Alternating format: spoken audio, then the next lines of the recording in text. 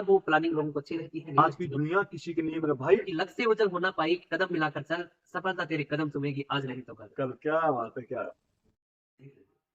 Hello दोस्तों, नमस्कार। कैसे हैं आप सभी? आशा करता हूँ ठीक होंगे, मस्त होंगे, स्वस्थ होंगे। आप सभी मुझे तो जानते ही होंगे और आज के इस खास एपिसोड में हमारे बीच जो शानदार पर्सनालिटी उपस्थित है, इंजीनियरिंग किए हुए वो बंदे, वो शख्स जिसके बारे में आज आप इनके जो स्ट्रगल सुनोगे, मैं गारंटी देता हूँ, डंके की चोट पे रहता हूँ, आज यहाँ से कुछ ना कुछ सीख ही जाएंगे। आज हमारे बीच जो उपस्थित हैं मनोज जी सर, इनसे हम वो क्वेश्चन करना चाहेंगे जो आज के युवाओं को जो कमजोर कर रहा है, वो कौन सा जरिया ऐसा है जो युवाओं को दबा रहा है। और सर ने जो ये स्ट्रगल अपने दम पे जो किया है, आज जिस पोस्ट पे है, देखो मेरे बताने में और सर के बताने में बहुत फर्क है। तो आज हम सर से ही वो सभी बातें करने वाले हैं जिनका हम बेसब्री से इंतजार कर रहे हैं। और इस एपिसोड को शुरू करने से पहले मैं आपको बता दूं कि आप जो देख रहे हैं ये है PK7 माइंड मैप। और PK7 माइंड मैप चैनल आप सभी ने जैसे PK7 पे प्यार दिया है, वैसे ही माइंड मैप पे भी प्यार देना है। और आज के इस खास एपिसोड में सर का स्वागत करता हूँ। सर बहुत बहुत स्वागत है आपका। धन्यवाद सर। और कैसा लग रहा है सर आपको? बहुत अच्छा लग रहा है सर। मजा आ रहा है? बिल्कुल मजा है। तो सर आज का इस एपिसोड में देखो, हम ये चाहते हैं कि सामने वाला जो ऑडियंस है ना, वो सीख के जाए अपने जीवन में, आपकी बातों से, आपके जो आप शब्द यूज करोगे उनसे, जो कठिनाई आपने जो फेस की है वो सामने वाला कैंडिडेट फेस ना करे। तो ऐसी क्या कठिनाई रही है वो सभी बातें हम शुरू करेंगे। उससे पहले मैं आपको बता दूं कि सर का आज का समय बहुत ही कीमती है, इसको ज्यादा बातें न करते हुए हम स्टार्ट ही करते हैं।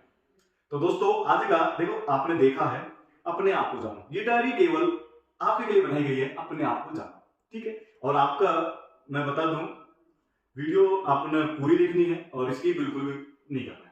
जिसको स्किप करना है वो वीडियो छोड़ के जा सकता है, पर मैं गारंटी देता हूँ आज यहाँ से कुछ ना कुछ सीख के जाने वाले हैं। तो सर मेरा जो पहला क्वेश्चन रहेगा, जो कि नॉर्मल सभी पूछते हैं, अपने बारे में हमें कुछ जानना है। तो अपना इंट्रोडक्शन देते हुए सामने वाले को बताना है कि आपने जिस फील्ड पे आप काम कर रहे हैं वो क्या जरिया सही था, आपका फैमिली का बैकग्राउंड कैसा था, और आपने जो इंजीनियरिंग कर रखी है उसके पीछे का राज क्या है, और वो सब करते हुए आपने एजुकेशन ही क्यों चुना, आप कोई और भी जॉब कर सकते थे। ये सभी हमें जानना है वन बाय वन। तो सर हम आपसे जानना चाहेंगे, हमारा पहला क्वेश्चन, आप हमें अपने बारे में बताएं, सेकंड क्वेश्चन हम फिर बात करेंगे। पहले तो किशन जी आपका बहुत बहुत धन्यवाद। मुझे आपने ये आपके PK7 जो चैनल है इसके ऊपर इंटरव्यू के लिए या ब्रॉडकास्ट के लिए जो आपने बुलाया है उसके लिए बहुत बहुत धन्यवाद करता हूँ। देखिए आपने पहले पूछा है इंट्रोडक्शन। यदि मैं इंट्रोडक्शन की बात करूं तो मेरा नाम इंजीनियर मनोज कुमार गुजर है और मैंने अभी वर्तमान समय में मैं भौतिक विज्ञान के व्याख्याता के रूप में निजी क्षेत्र में कार्यरत हूं। और मैंने राजकीय अभियांत्रिकी महाविद्यालय अजमेर से मैकेनिकल इंजीनियरिंग से ऑनर्स डिग्री के साथ में स्नातक की उपाधि प्राप्त की है। Very good. और ये स्नातक की उपाधि प्राप्त करने के लिए सामान्यतः ऐसा देखा जाता है कि जो इंजीनियरिंग करने के लिए विद्यार्थियों को कोटा सीकर, ये 12वीं पास करने के बाद में जो स्टूडेंट्स हैं नॉर्मली हम देखते हैं कि कोटा जाते हैं, सीकर जाते हैं और इसके बाद में नीट में सिलेक्शन होता है, जेईई में सिलेक्शन होगा, जो भी है। लेकिन मैंने कक्षा 12 के साथ ही विदाउट एनी फाउंडेशन, बिना किसी फाउंडेशन के 12 के साथ ही IIT जेईई मेंस परीक्षा पास। क्या बात है, क्या बात। देखो दोस्तों, अभी आपने सर की जो बातें सुनी है, बिना फाउंडेशन, बिना किसी के सपोर्ट, बिना कोचिंग के, बिना क्लासेस से सर ने अपना फाउंडेशन, मैं बोलता हूँ जैसे आज के बच्चे क्या करते हैं सर, आपने देखा होगा कि 12th जैसे ही पास होता है बच्चा अपनी फैमिली पे दबाव डालता है कि भाई मेरे को इस फील्ड में जाना है। सपोज कि मेरे को IAS बनना था, अब मैं घर पे रहकर तो ये संभव नहीं है, तो मेरे को कहीं फाउंडेशन की जाना पड़ेगा। बट आपने जो बोला है कि आपने कोई फाउंडेशन ज्वाइन भी नहीं किया, कोई कोचिंग वगैरह कुछ नहीं दी, और फिर भी आपने इंजीनियर की पोस्ट प्राप्त की। तो सर आपका जो इंट्रोडक्शन खत्म होते हुए मैं आपको बता दूं कि ऐसे कि आपने सुना है कि सर मनोज जी का नाम है, इनकी क्वालिफिकेशन की मैं बात करूं, देखो आजकल क्या होता है सर, मैं आपसे भी बोलना चाहूंगा, आज के युवाओं का सबसे बड़ा क्वेश्चन यही है कि 12th में पास कर लो। सपोज कि भाई मेरी एजुकेशन चल रही है, सीनियर मेरा कंप्लीट हो गया, 12th में पास कर ली, अब मेरे पास दो रास्ते, ठीक है सर, ये दो ट्रैक बने हुए हैं, या तो मेरे को अपने फ्यूचर को, अपने भविष्य को ब्राइट करना है, या मेरे को केवल डिग्री लेकर ऐसे डिग्री ले लिया और काम को वो ठेली लगा दी, ठीक है। बट आपने दोनों चीजें सुनी है, आप पहले बंदे हो सर, आपने डिग्री भी ले रखी है, इंजीनियरिंग छोड़ने के बाद अपने एजुकेशन स्तर भी आपने बताया कि कार्यरत है, फिजिक्स पढ़ाते हैं, क्या बात है। तो सर आपका जो इंजीनियरिंग का जो दौर था, जो आपने ये जो दौर चुना है, इसके पीछे का क्या? देखिए मैं ग्रामीण प्रदेश से आता हूँ, तो मैंने शुरुआत से ये चीजें देखी हैं, बहुत सारी चीजें। जब हम शुरुआत से देखते थे विभिन्न जगह, तो ये देखते थे कि केवल इंजीनियरिंग हो, डॉक्टरी हो, जो ये चीजें हैं केवल पैसे वाले लोगों का काम है। बिल्कुल ऐसा समझे जाता था, अक्सर देखते भी थे कि भाई पैसे वाले लोग हैं, इंजीनियरिंग करवा देंगे, डॉक्टरी कर लेंगे। लेकिन एक कर्षक परिवार से आने वाले लोग हैं जिनके पास ऐसा नहीं है कि वो तो इस क्षेत्र में जा ही नहीं सकते, कोई ज्यादा पैसे नहीं है। जैसा मैंने आपको पहले बताया, विदाउट एनी फाउंडेशन, बिना कोई फाउंडेशन के जब 12वीं क्लास के साथ में आईआईटी जी मेंस परीक्षा पास करना, वो 2016 की बात है, जब कोई टेक्नोलॉजी इतनी विकसित नहीं थी। शायद बाद में 2018 के बाद में अच्छी तरीके से टेक्नोलॉजी आई है, 5G 4G का जो जमाना है 2016 के बाद में 18 में आया है। मैंने 2016 के अंदर नए कोई ऑनलाइन क्लासेस लिए भी। क्या बात है। सर अभी आपने बताया कि जो आज के जो दौर में मैं देखूं, आप भी देखते होंगे आपके आसपास के एरिया में और सामने वाला भी देखता होगा कि आजकल बच्चे को अगर कुछ नया करना है तो उनके बीच में एक क्वेश्चन सबसे बड़ा जो प्रॉब्लम करता है वो है मनी। भाई अगर फैमिली का बैकग्राउंड ठीक है, फैमिली के पास अच्छा बैकग्राउंड है, अच्छा पैसा है, तो वो बच्चा अच्छे से तैयारी कर पाता है। सही बात है। बट सर मैंने ये सुना था आपके बारे में, देखो कोई भी काम शुरू करते हैं, इंडिया से हैं और इंडिया तो वैसे राज्य से बताते हैं, अब कोई भी काम शुरू करने से पहले, जैसे मैंने आपसे मैं मिल रहा हूँ, उससे पहले मैंने आपके बारे में कुछ जाना, यार दोस्तों से जाना, तो मैंने ये जाना कि सर आपका जो फैमिली बैकग्राउंड था वो, मैं एक तो मिड फैमिली होते हैं रीच में, आपका फैमिली बैकग्राउंड मिड से डाउन था, फिर भी आपने आज ये प्रोजेक्ट इंजीनियरिंग पूरा किया है। आपके फैमिली के बारे में मुझे कुछ जानना है, आपकी फैमिली में कितने कैंडिडेट हैं और आपका फैमिली का बैकग्राउंड क्या है? फैमिली की बैकग्राउंड की बात करें तो ये बात सत्य नहीं है कि बिल्कुल कि भाई यदि मिडिल परिवार का आदमी है, मिडिल परिवार से नीचे वाला आदमी है, अच्छा, तो कोई कुछ भी कर कोई कुछ भी कर सकता है। ये देखिए, ये भी गलत बात है कि भाई पैसे लगाने के लिए 12वीं के साथ ही सिलेक्शन हो रहा है, उसमें पैसे की जरूरत नहीं पड़ी, शायद मेरा जहां तक मानना है इसमें ये बात तो कंफर्म है। दूसरी बात, एक और बात ये आती है कि यदि आपने भी सुना होगा, सब लोग जानते भी हैं, आईआईटी में सिलेक्शन हो या नीट में सिलेक्शन हो, उसके बाद में उसकी फीस ना के बराबर लगती है, बिल्कुल ना के बराबर लगती है। तो यदि अपन इसी समय पहले ही अपन ये चीजों का काम कर रहे हैं, वो अच्छी तरीके से कर लिया, 12वीं के साथ ही अच्छी तरीके से पढ़ाई करी, क्योंकि 11वीं और 12वीं का सिलेबस इसके अंदर आता था, उसको अच्छे से पढ़ लिया, तो पैसे खर्च करने की जरूरत ज्यादा पड़ी नहीं। अब जब मेरी फैमिली के बारे में आपने दूसरा क्वेश्चन किया इसके अंदर कि आपका फैमिली के बारे में, तो मेरा तो मिडिल से भी बहुत नीचे परिवार बिलोंग करता है। मैं सामान्य कर्षक का बेटा हूँ, एक तरीके से अपन बात करें तो, और उसमें भी कर्षक में भी लघु कर्षक जिसको बोलते हैं, मतलब 3 या 4 बीघा जमीन थी, पापा जी घर का काम करते, 3-4 बीघा खेती, इसके अलावा मम्मी जी 3-4-5 भैंसे रख करके बिल्कुल, और उनसे दूध निकाल करके और उनको दूध को बेच करके और उनसे जो कुछ पैसे मिलते थे उससे मेरे को इंजीनियरिंग करवाई। थोड़ा सा प्रॉफिट ये हुआ कि कुछ छात्रवृत्ति के पैसे मिल जाते थे, पढ़ने से सुविधा जैसी स्कॉलरशिप चलती थी, तो मैं वो छोड़ता नहीं था कि ये छात्रवृत्ति के पैसे आ रहे हैं, ये ले लेते हैं, इससे अगली साल की फीस जमा हो जाएगी, अगले सेमेस्टर की फीस जमा हो जाएगी, पीछे का काम अपना दब जाएगा इससे। और फिर हॉस्टल के अंदर क्या होता था हमारे वहाँ इंजीनियरिंग में, हॉस्टल में उसी को रखते थे जिसकी प्रतिशत फर्स्ट ईयर में 70% से ज्यादा होती थी। तो मैंने, और उसकी हॉस्टल की फीस 4000 रुपए थी लगभग, तो मैंने क्या काम किया, उस 70% को अरेंज रखना शुरू कर दिया कि 70% अरेंज रह जाए, हॉस्टल का खर्चा अपना बच जाएगा। सही बात। तो 70% रख दी, तो मेरा सौभाग्य ऐसा भी मेरे को मिला कि मेरी 4 सालों के अंदर 70% से ज्यादा रही, जिससे मेरे को बाहर रूम लेके नहीं रहना पड़ा। मैंने पहले भी आपको इसी में पहले बताया था कि ऑनर्स की डिग्री, इंजीनियरिंग में 70% से अधिक अंक प्राप्त करने वाले को ऑनर्स की डिग्री मिलती है।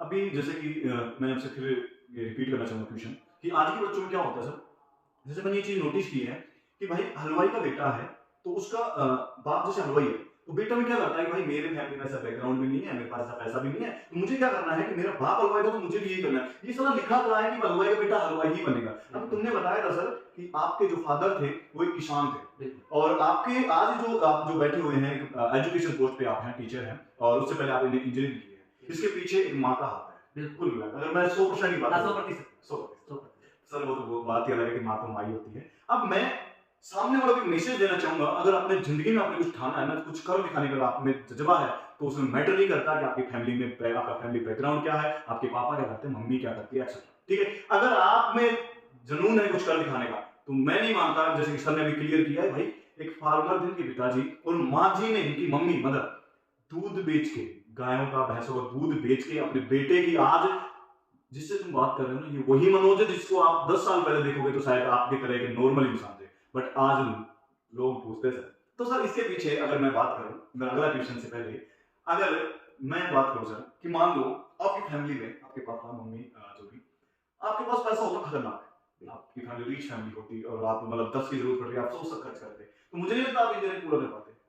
शायद ये ऐसा होता, आपका जो प्रश्न है ये बिल्कुल सही प्रश्न है, क्योंकि यदि ऐसा सुनने में आता है कि आवश्यकता या विस्तार की जरूरी है, क्या बात है, आवश्यकता या विस्तार की जरूरी है, तो मेरे को चीज की आवश्यकता थी कि अपने को ऐसा कुछ करना पड़ेगा, इस वजह से मेरे को इस फील्ड में। तो मतलब कुल मिला के मैं बात करूं कि फैमिली बैकग्राउंड को ठीक करने के लिए, फैमिली बैकग्राउंड को ठीक करने के लिए कुछ हद तक ये बात भी ठीक है, लेकिन पूर्ण रूप से ये बात सत्य नहीं है। तो मैं देखता था ये कि मैं एक ग्रामीण परिवेश से आता था, तो मैं 11वीं-12वीं क्लास में पढ़ता था, जब भी देखता था, हमें जो टीचर्स पढ़ाते थे उनसे भी सुनता था कि इंजीनियर, डॉक्टर, आसपास के लोग जो भी उससे पहले बनी हुई थी तो हमारे गांव में भी देखता था कि उनके पास तो पैसे हैं, इंजीनियरिंग करवा देंगे, ये करवा देंगे। मैंने तो कभी जिंदगी में नहीं सोचा था कि मैं इंजीनियर बनूंगा। यदि 12वीं क्लास के साथ में मेरा आईआईटी जेईई मेंस में सिलेक्शन नहीं होता तो मैं गारंटी कह रहा हूँ कि मैं जेईई मेंस की तैयारी करता ही नहीं।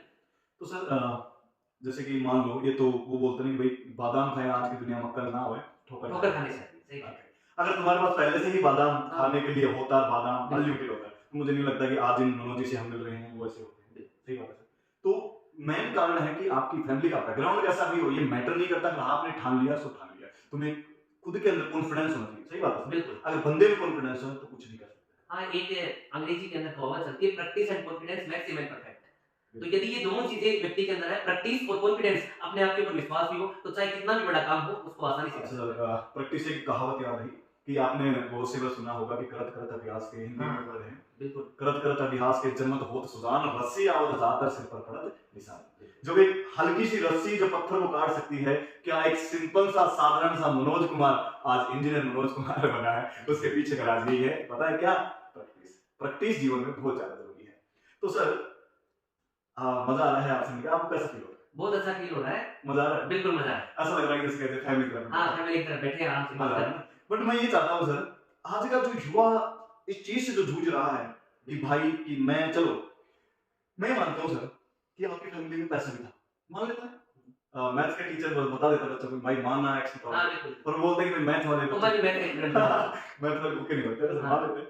मान लो कि आपकी फैमिली का बैकग्राउंड भी ठीक था, आप इंजीनियरिंग भी बन गए, आप अब मैं आपसे जानना चाहूँ एक मिडिल फैमिली में और एक रिच फैमिली में जो हम अंतर मानते हैं, और जैसे मान लो कि एक मैं मिडिल फैमिली से सपोज, आप रिच फैमिली से, आपके पास सब कुछ है और मेरे पास वो कुछ भी नहीं है, फिर मैंने अपनी मेहनत से किया है, आपने उस बल से किया है, पैसे के बल से, तो इन दोनों में डिफरेंस क्या है? मैं आपसे जानना चाहूंगा, आपकी जर्नी से जुड़ा हुआ सवाल है सर।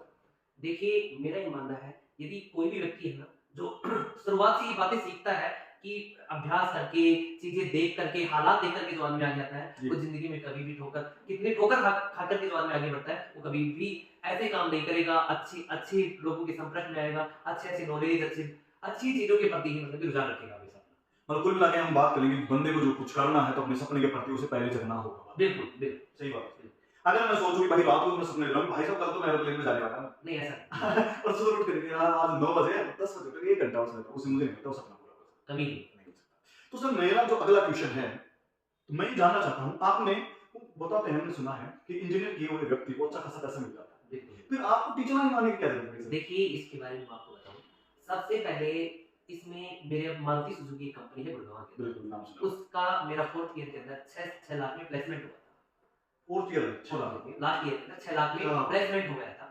एक एनबीसी कंपनी है, नेशनल बेयरिंग कंपनी जयपुर के अंदर, जिसमें मेरा 4.5 लाख रुपए पर एनम ईयरली के हिसाब से प्लेसमेंट हुआ। मैंने उसको चूज नहीं किया, उसका मुख्य रीजन ये था कि मेरे जो शुरुआत से जो रुझान था, मैं देखता था, मैंने आपको 2 बार पहले भी बातें मैं कर चुका हूं कि कृषि परिवार से आते थे तो लोगों को मैं देखता था, मैं ये चाहता था कि हमारे कृषि परिवार से आने वाले लोग जो है वो और इंजीनियर बने और डॉक्टर बने, ये और देखना चाह रहा था मैं, इसलिए मैंने इसी फील्ड को वापस से चुना जो मैं पढ़ के गया था। और मैंने जो ये चीज चुनी, ये कोई इंजीनियरिंग करने के बाद नहीं चुनी, इंजीनियरिंग कर रहा था मैं, इंजीनियरिंग की 3rd ईयर और 4th ईयर लास्ट की 2 सालें होती हैं, उन 2 सालों के अंदर हमें मतलब कि कॉलेज से भेजते हैं बाहर कि आप जाइए और प्रैक्टिस कीजिए, ट्रेनिंग कीजिए, और उस ट्रेनिंग के नंबर होते हैं। बिल्कुल उस दौरान मुझे भी 3rd ईयर में ऐसा मौका मिला ट्रेनिंग करने का, मैं मैकेनिकल इंजीनियरिंग से था, तो मैंने लोगों ने रेलवे के लिए अप्लाई किया। अब ऐसा सौभाग्यशाली माने या दुर्भाग्यशाली माने, कोटपुतली में रोज रेलवे तो थी नहीं, नहीं थी बिल्कुल, तो मैंने सोचा कि मैकेनिकल में ट्रेनिंग करें, तो किससे करें, कोई बड़ा वर्कशॉप भी नहीं था। फिर इसके बाद में मैंने जो चयन किया अपने राजस्थान रोडवेज का, यहाँ जो ऑफिस है या अपने एक तरीके से वो जो बोल सकते हैं कारखाना है, कारखाना बोल सकते हैं अपने सामान्य भाषा के अंदर, तो वो जो कारखाना है उसको चूज किया मैंने। वहाँ आइटम्स थे, जो सारी चीजें थी, उसमें हमें सीखने के लिए मैंने उसको चयन कर लिया। उसका चयन करने के बाद में उसमें हमारा जो समय होता था, वो मेरे को बोले कि साहब आप शाम को आना। अच्छा, तो मैंने बोला मैं शाम को आ जाऊंगा 3 बजे बाद में ठीक है। तो उस दौरान मैंने वहां शुरू कर दिया था। उससे पहले 3rd ईयर 4th ईयर की बात है, लेकिन मेरी इच्छा पहले से थी कि मैं लोगों को पढ़ाऊं। तो मैंने 2016 में, जब मैंने 16 साल की उम्र में 12वीं पास की, टीचर लाइन का सपना था वो पहले से था, पहले से आपका विजन तो क्लियर था, विजन टीचर लाइन का, विजन तो क्लियर था, लेकिन जेईई मेंस पास हो गई थी। अच्छा, ये बात है, पास हो गई थी ना, तो अब तो ये भी नहीं कह सकते घर वालों को कि भाई आप इंजीनियर नहीं बनना, बड़ी परीक्षा पास कर दी है, चारों तरफ की बात हो गई थी कि लड़के ने आईआईटी जेईई मेंस पास कर दी। Oh good. तो 2016 के अंदर ही मैंने जैसे छुट्टियां पड़ती थी, तो छुट्टियां पड़ी तो मैंने एक स्कूल के अंदर ऐसे इंटरेस्ट था, वैसे कोई पढ़वा नहीं रहा था, मैं चला गया एक स्कूल में, आदर्श विद्यानिकेतन ऐसा नाम था स्कूल का वैसे के अंदर, मैं वहां चला गया। तो उन्होंने उनको बोला मैंने कि मेरे को वहां पे 11वीं 12वीं के पास थी नहीं, अच्छा तो मैंने बोला कि 10वीं के 3-4 चैप्टर है ये पढ़ा लेने दीजिए। उन्होंने बोला कि पढ़ा दीजिए आप, लेकिन उनके पास साइंस के टीचर का अभाव था। अच्छा, फर्स्ट बॉल बाउंड में आपने 10th क्लास की है। हाँ, क्या 10th बात क्लास। है। तो 10th क्लास केवल मैंने 3 या 4 माह पढ़ाई मेरी लाइफ में आज तक की। तो उसके अंदर मैंने क्या काम किया कि भाई उन बच्चों को पढ़ाया। अब कुछ मेरा भाग्य भी मानो तो कुछ हद तक मानता हूँ, या वैसे मेरी मेहनत थी, मैंने बायोलॉजी और केमिस्ट्री पढ़ कर की, खुद पढ़ करके, बायोलॉजी केमिस्ट्री नहीं आती नहीं, केमिस्ट्री चलो 19-20 आती थी, लेकिन बायोलॉजी नहीं आती थी। मैंने खुद पढ़ करके और उनको पढ़ाया, और भगवान की ऐसी कृपा हुई, उनके पास 27 बच्चे थे, जिनमें से 23 बच्चे 85 से ज्यादा नंबर लाए। मतलब फर्स्ट टाइम में आपने 100% में से 90% पार किया। बिल्कुल, मतलब कुछ 27 में 3-4 बच्चे रहे होंगे जो 80 जैसे 85 से डाउन थे। 85 से डाउन, और हाईएस्ट स्कोर 98। मुझे नहीं लगता कि हर किसी के बस का फर्स्ट टाइम है। हाँ, देखिए वो तो अलग है सबकी। हाँ। बिल्कुल। उसके बाद में जैसे मैंने वो कर दिया, उसके बाद में एक अशोका कोचिंग इंस्टीट्यूट अपने कोटपुतली के अंदर चलती थी, तो उन्होंने मेरे को बुलाया, और साथ में साथी कोचिंग इंस्टीट्यूट चलती थी। 2017 की बात है, 2016 में मैंने वहां काम किया, 2017 में इंजीनियरिंग कर रहा था मैं उस दौरान। अच्छा, आपने 16 साल की उम्र में पढ़ाई स्टार्ट कर दी। मेरी डेट ऑफ बर्थ 8/8/2000 है, मैंने 16 साल की उम्र में पढ़ाना शुरू कर दिया था। क्या बात है, वेरी गुड। आजकल तो भाई 25 साल की वो भी नहीं भटकते हैं, आपने 16 साल में मतलब वो बहुत बहुत कुछ सीखने की बात है। अगर तुम्हें मजा आ रहा है तो कमेंट जरूर कर देना मनोज सर के लिए। आप मुझे तो चाहे करें ना करें, बाकी देखो मैं ये मानता हूँ आप मनोज सर को जानते हैं नहीं जानते, मुझे जानते हैं नहीं जानते, अगर तुम्हें यहाँ से कुछ सीखने को मिल रहा है तो 1 लाइक तो बनता है। बिल्कुल बनता है। फिर आगे की जर्नी हम शुरू करें। तो जैसे ही मैंने 2 कोचिंग इंस्टीट्यूट ज्वाइन कर लिए सेकंड टाइम। हाँ, सेकंड टाइम में 2017 में मैं सेकंड ईयर में पढ़ता था जब की बात है। तो 2 कोचिंग इंस्टीट्यूट कब ज्वाइन करे, कॉलेज चल रही थी, जो छुट्टियां पड़ी थी ग्रीष्मकालीन अवकाश, उस दौरान मैंने 2 कोचिंग इंस्टीट्यूट ज्वाइन कर ली। एक कोई कोचिंग इंस्टीट्यूट चलती थी सारथी के नाम से, और सारथी कोचिंग इंस्टीट्यूट राहुल जी चलाते थे, दूसरी अशोका कोचिंग इंस्टीट्यूट। तो सारथी कोचिंग इंस्टीट्यूट जब मैंने ज्वाइन की, तो सारथी कोचिंग इंस्टीट्यूट में मुझे राजस्थान पुलिस का बैच मिला। अब वहां जनरल साइंस पढ़ानी है ना, मैं फिजिक्स का जनरल साइंस पढ़ाने के लिए मुझे मिला, क्योंकि नेवी एयरफोर्स के बैचेस नहीं थे, कोर्ट को लेकर बाहर चले जाते थे लोग करने के लिए। चलो कोई नहीं, मैंने वहां उनको चैलेंज कराई। हाँ, वहां जनरल साइंस पढ़ाना शुरू कर दिया। वहां पढ़ाता रहा, साथ में दूसरी तरफ दोनों कोचिंग के साथ ज्वाइन की 2017 के अंदर ही। मैंने दिल्ली पुलिस की जो कोचिंग 2018 में दिल्ली पुलिस की वैकेंसी आई, जो दर्शक है देख रहे हैं उनको पता है, कईयों को जिन्होंने तैयारी की है पहले, तो 2018 में जब दिल्ली पुलिस की वैकेंसी आई, तो उसके लिए मुझे मैं अशोका कोचिंग इंस्टीट्यूट में चला गया। वहां डायरेक्टर साहब ने क्या काम किया कि 2 क्लासों को कंबाइन कर करके अंदर बिठा दिया, एक साथ बिठा दिया, मुझे मार्कर दे दिया और कहा कि आप जाकर के पढ़ाइए।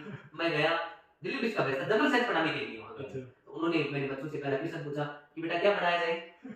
पहली बात तो सब अच्छा नहीं लग रहा था मुझसे, 17 साल की मेरी उम्र थी, है ना, कंपटीशन के लिए कम से कम 18। तो जो नीचे बैठे हुए बच्चे थे, सुनना बात को थोड़ा सा गौर से, जो नीचे बैठे हुए बच्चे थे जो सारे मेरे से बड़े थे, क्यों, दिल्ली पुलिस के लिए क्राइटेरिया 18 से 25 साल होता है, और मैं जो पढ़ा रहा था 2017 के अंदर, मेरी उम्र थी 17 साल, तो मैं पढ़ाने वाला 17 साल का था, नीचे बैठे हुए जो भी थे वो सारे 18 साल से ज्यादा की जल्दी दिल्ली पुलिस का फॉर्म भरा। सही बात है, बिल्कुल जल्दी दिल्ली पुलिस का फॉर्म भरा। 2 बैच एक साथ थे, 2 बैच एक साथ थे। मैंने वहां जाकर के पूछा, जनरल साइंस पढ़ाने गया था, कि भाई बताइए क्या पढ़ाया जाएगा आपसे। थोड़ा डर तो था कि कहीं बायोलॉजी और केमिस्ट्री का नाम नहीं लेना, फिर भी पूछना वाजिब था। तो उनका जवाब आया, क्योंकि बायोलॉजी केमिस्ट्री जनरल साइंस अक्सर ही पढ़ाते थे, तो फिजिक्स से थोड़ा आर्ट वाले बच्चे थे, दिल्ली पुलिस की तैयारी करने वाले, थोड़ा सा डर भी लगता था। उन्होंने बोला कि फिजिक्स पढ़ाओ साहब। मैं तो चाहता था कि इनका ही जवाब मिले कि फिजिक्स का नाम है। मैंने स्टार्ट कर दिया, मैंने पूछा कि फिजिक्स में क्या पढ़ाया जाए। उन्होंने बोला कि गति की पढ़ाइए, गति के नियम पढ़ाइए, ऐसा हमारे को टॉपिक चलता है। अच्छा, मैंने उनको पढ़ाना शुरू कर दिया।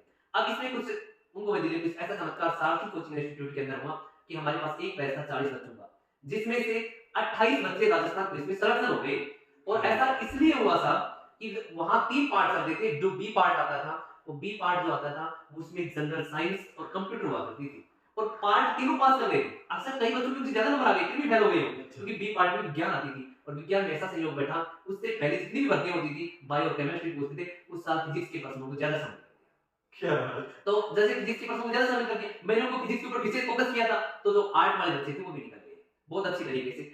उस समय ज्यादातर कोचिंग इंस्टीट्यूटों का हालत थोड़ी सी खराब हुई, पता चला, थोड़ा सा नाम प्रचलन में आया कि कोई जनरल साइंस पढ़ा रहा है।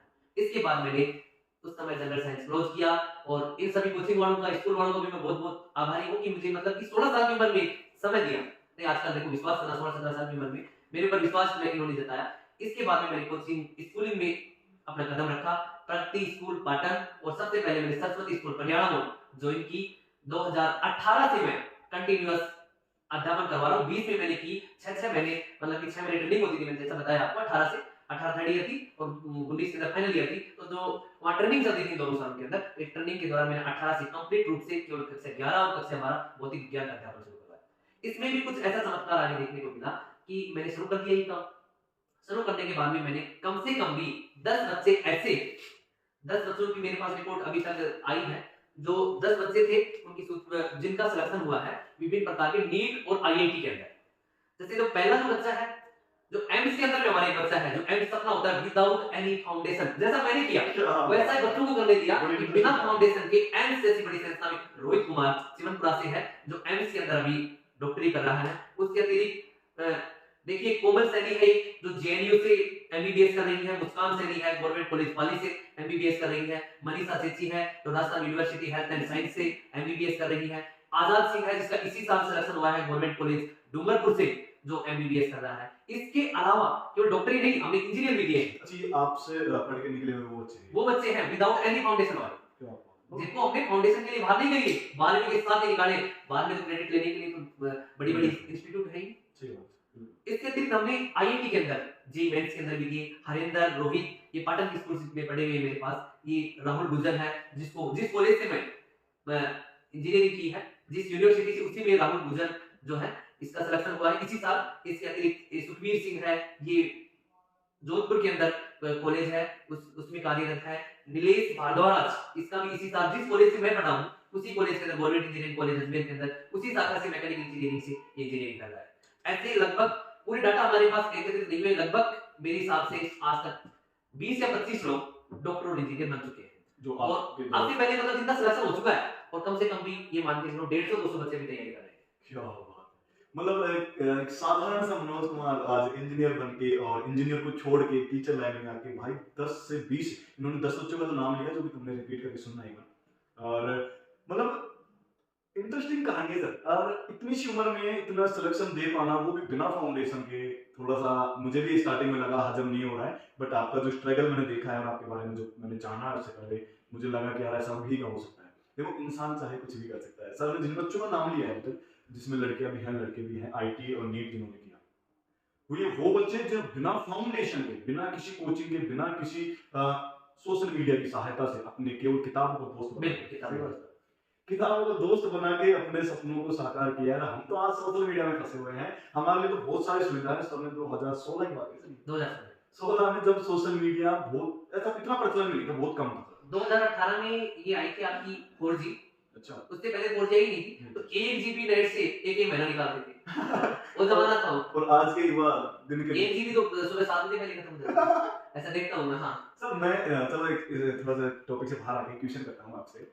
देखो सर, हर किसी की लाइफ में वो बोलता है ना कि भाई हर किसी की लाइफ में एक मोड ऐसा आता है एजुकेशन टाइम पे, पढ़ाई के साथ साथ, कि भाई मतलब ऐसा आज के युवाओं को जो चस्का लगा हुआ है गर्लफ्रेंड बॉयफ्रेंड, आपके साथ में ऐसा बात है क्या? नहीं, ऐसा नहीं हुआ मेरे साथ, क्योंकि मैं ऐसे पारिवारिक बैकग्राउंड से नहीं था, मुझे इन चीजों के लिए समय नहीं मिला। अच्छा, मतलब देखो सर क्या होता है कि बहुत से बच्चों का क्या होता है, जैसे कि वो घर वालों को एक तरह की धोखा देता है कि भाई मैं ये मानता हूँ कि आज के युवा जितने, मैं सभी का नाम नहीं ले रहा और नाम मैं ले भी नहीं सकता, जितने भी बच्चे आज क्या करते हैं कि अपने फाउंडेशन के बाहर निकलते हैं, तो वो एक अलग ही ट्रैक पकड़ लेते हैं। ये अलग ट्रैक, देखिए मैंने आपको पहले भी बताया कि अपनी पारिवारिक पृष्ठभूमि को देख करके, और साथ में मेरा जहाँ तक मानना है कि ऐसा काम कभी भी कोई भी हुआ या कोई भी बच्चे नहीं करे। हम खुद एजुकेशन लाइन से जुड़े हुए हैं, जिससे हमें सबसे ज्यादा बदनामी माता पिता की और टीचर्स की हो। कोई भी बच्चा को ऐसा काम नहीं करे, क्योंकि हम रात दिन मेहनत कर करके आपको जैसे 10 नाम गिनाए, ऐसे मैं ये चाहता हूँ कि आने वाले समय में जब हमारा दोबारा मुलाकात हो तो कम से कम इन नामों की बौछार हो, 50 नाम हमारे ऐसे सामने आए। मतलब मैं तो मिला ये कहना चाहूंगा सर कि आज के युवाओं को इन चीजों में ना फालतू टाइम वेस्ट ना करना चाहिए, और अपने पारिवारिक जो बंदा अपने, मैं एक चीज ये बोलना चाहूंगा सर कि आज के युवाओं में सबसे बड़ी कमी क्या है कि आजकल सोशल मीडिया पे वो चीज सबसे ज्यादा सर्च हो रही है कि भाई मोटिवेशन कहां से मिले। बिल्कुल, जिस बंदे ने, जिस लड़का जिस लड़की ने अपने पारिवारिक स्थिति को देखा है, उससे ज्यादा मोटिवेशन मैं नहीं मानता। बिल्कुल कोई हो नहीं हो सकता। बिल्कुल। और आज ये जो मनोज कुमार जी हमारे साथ बैठे हुए हैं, ये साधारण से मनोज, आज जो मनोज मैं क्या बोलूं, पीआर लगाते हैं मनोज आज इन्होंने जो मोटिवेशन जरूरी है सोशल मीडिया से नहीं मिले, ठीक है, सोशल मीडिया से मिला हुआ ज्ञान, मिला हुआ मोटिवेशन के चंद सेकंड के लिए। और जिस बंदे ने अपनी फैमिली बैकग्राउंड को देखा और अपनी फैमिली के उन जैसे अपने पापा है, मम्मी है, ताऊ जी, इनको देखा, उनको मोटिवेशन की जरूरत ही नहीं है सर। और जो बंदा आज की इस उम्र में 6 घंटे मेहनत नहीं कर सकता अपने लिए, वो 12 घंटे परिवार के लिए काम करेगा आने वाले टाइम में। बिल्कुल बिल्कुल सही बात है? बिल्कुल बिल्कुल।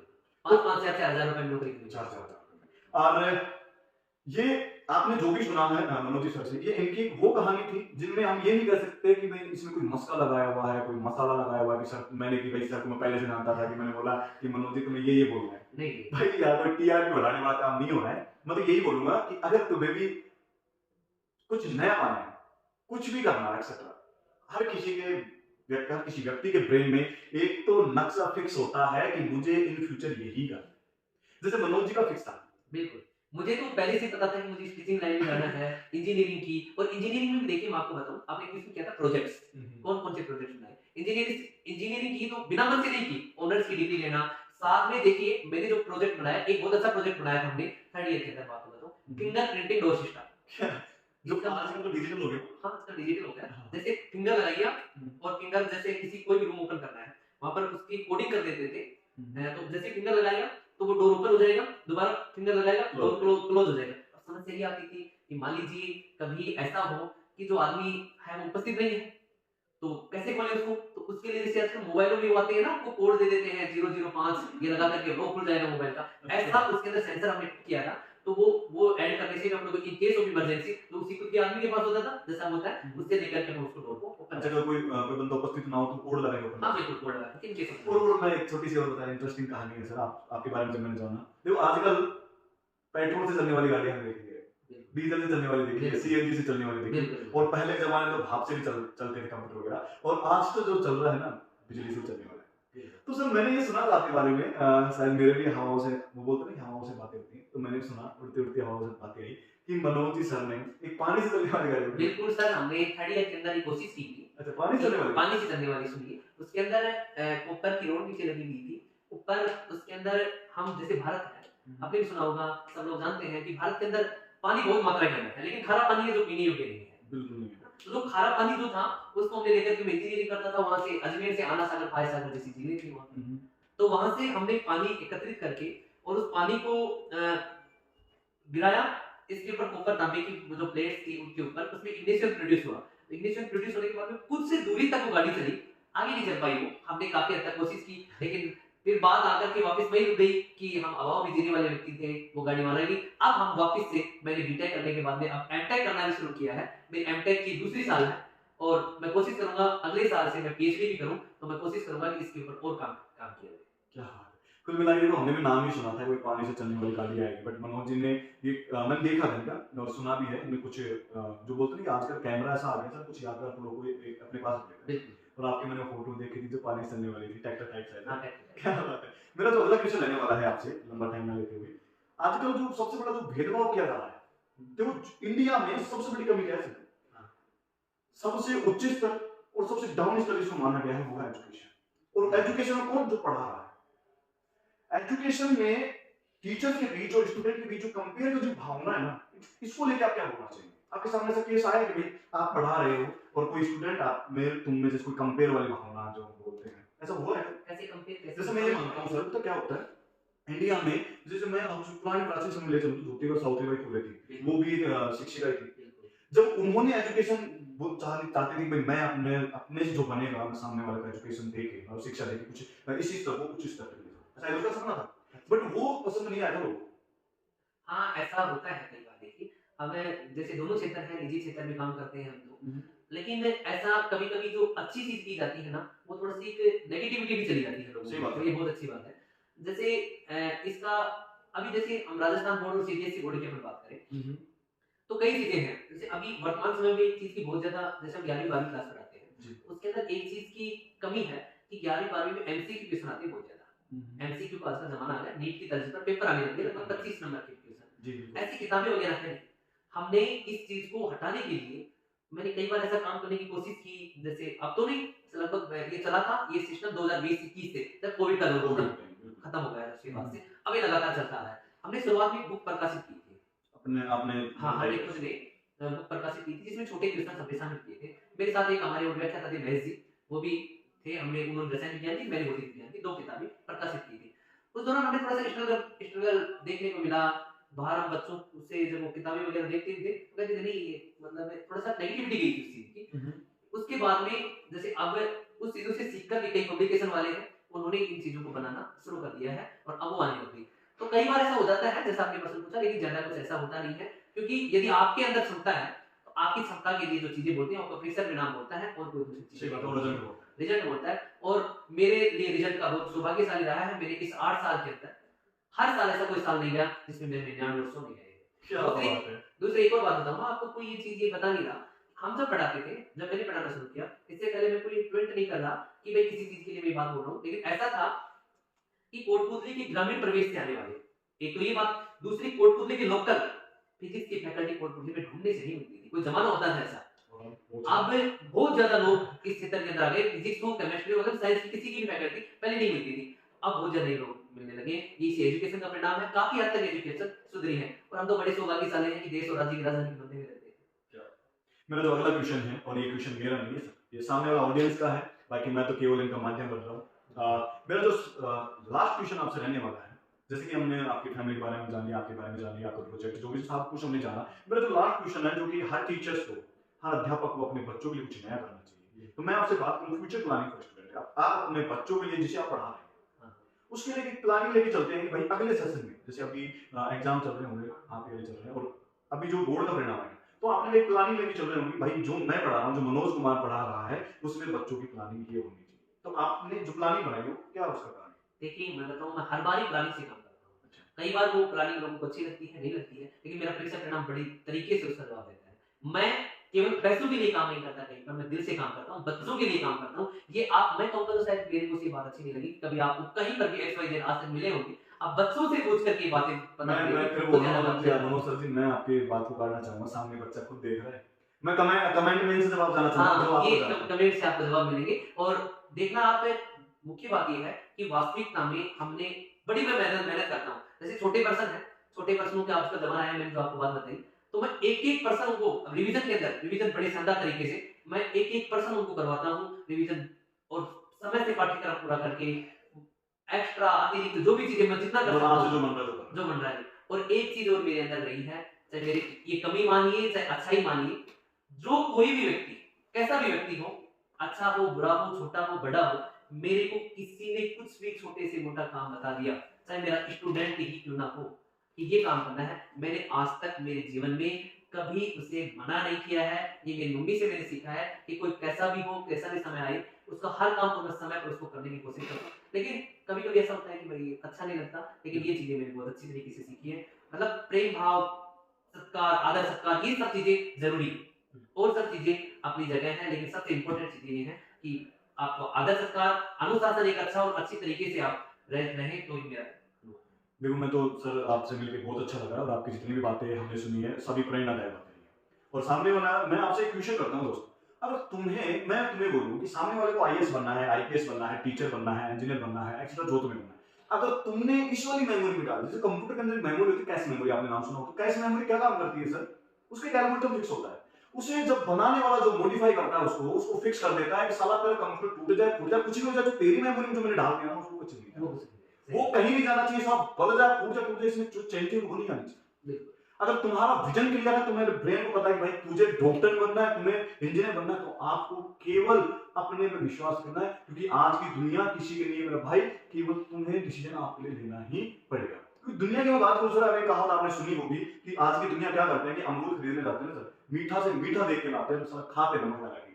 दुनिया किसी के लिए मेरे दोस्त। और मनोज जी आपसे मिलकर बहुत अच्छा लगा। और अब मैं बता दूं, अभी आपको मैं एक क्वेश्चन किया था जाने से पहले, फ्यूचर प्लान वाला। हाँ, अभी 12th का परिणाम आने वाला चंद महीनों के बाद, जैसे ही आपका परिणाम होगा हम आपसे वापस से मिलेंगे और नए दोस्त से मिलेंगे। और अभी ये जो 10 बच्चों की जो लिस्ट है, यहाँ पे हमें आपकी बात प्लस चाहिए सर, इसमें ट्वाइस कर देंगे, पक्की बात, पक्की सोच लो सर, सोच लिया। और आपकी बात सर मिलवाएंगे, लाइव मिलवाएंगे। और सुनिए, एक छोटी सी बात मैं कहना चाहूंगा इसमें, कि हम ये जो फ्यूचर प्लानिंग और नेक्स्ट 2 ईयर 3 इयर्स, आपको जैसे बताया कि हम ऐसा करने में भी है कि देखो पैसे ही सब कुछ नहीं होते, जैसे मैंने आपको बताया। तो हम जो नेक्स्ट ईयर जो भी काम करेंगे वो ऐसा करने में है कि जो भी बच्चे हैं जिनको नीट और जेईई जो चल रही है, इनको फ्री ऑफ कॉस्ट, कुछ समय बचा है, फ्री ऑफ कॉस्ट, टैलेंटेड बच्चे जिनकी परसेंटेज 75 से भी ज्यादा रहेगी, 75 बहुत कम है, उससे ज्यादा रहेगी, तो बहुत जल्द 2 3 4 5 साल 2 3 4 साल लगेंगे। देखिए अभी हम ये नहीं कर रहे, फ्री ऑफ कॉस्ट और 2-4-5 लोगों का सहयोग करेंगे, हाथ पैर जोड़ेंगे, किसी के सामने जोड़ने की जरूरत पड़ी तो क्या बायो और केमिस्ट्री और फिजिक्स हम सब लोग मिलकर के फ्री ऑफ कॉस्ट नीट और जेईई ये कोटपुतली से तैयार करेंगे ताकि बहुत अच्छा लगे। देखो आप सभी देख रहे हैं मेरे को और सर को पीके शर्मा माइंड मैप चैनल पे, और ध्यान देना सर की ये बात कत के मान लेना, लिख लेना, तुम्हें जैसा अच्छा लगे वहां लिखना, आपके ब्रेन में, आपके नोट में, जहां पे भी। सर ने अभी बोला है कि आने वाले 2-3 साल में बायो केमिस्ट्री और फिजिक्स की नीट के लिए जो विद्यार्थी तैयारी कर रहे हैं, जिनको मतलब अड़म्बना आती है कि भाई वो अच्छी एजुकेशन प्राप्त करने के लिए फाउंडेशन फीस नहीं पे कर रहे हैं, तो इसलिए आप कोटपुतली क्षेत्र में फ्री ऑफ कॉस्ट चलने वाला है, बस कुछ समय की बात है, जैसे कि मनोज ने भी कमेंट में की है। सर मैं वीडियो को समाप्त करने से पहले आपने जो बच्चों के लिए बोला है बहुत अच्छा बोला मैं है। एक बात बच्चों को कहना चाहूंगा देखिए कि एक चीज कही गई है, इस बात को ऊपर विशेष ध्यान देना। एक मैं अक्सर जब भी पेपर वगैरह लेते हैं, जब भी मैं उनको बार बार मोटिवेट करता हूँ कि लक्ष्य उजर होना पाई, कदम मिलाकर चल, सफलता तेरे कदम चुमेगी, आज नहीं तो कल। क्या बात है, क्या बात है। तो आप सभी हम देख रहे हैं पीके शर्मा माइंड मैप चैनल पे आज का हमारा ये जो पॉडकास्ट शुरू किया गया है आरएनएस ग्रुप ऑफ कंपनीज के अंदर। और अगर आप भी कोटपुतली क्षेत्र से हैं और आप करना चाहते हैं तमाम आईटी सेक्टर के कोर्स, तो आप यहाँ कोटपुतली क्षेत्र में आके जरूर विजिट करें। बहुत बहुत धन्यवाद मनोज जी, आपसे मिलकर बहुत अच्छा लगा। बाकी बात करेंगे फिर, जब तक के लिए राधे राधे।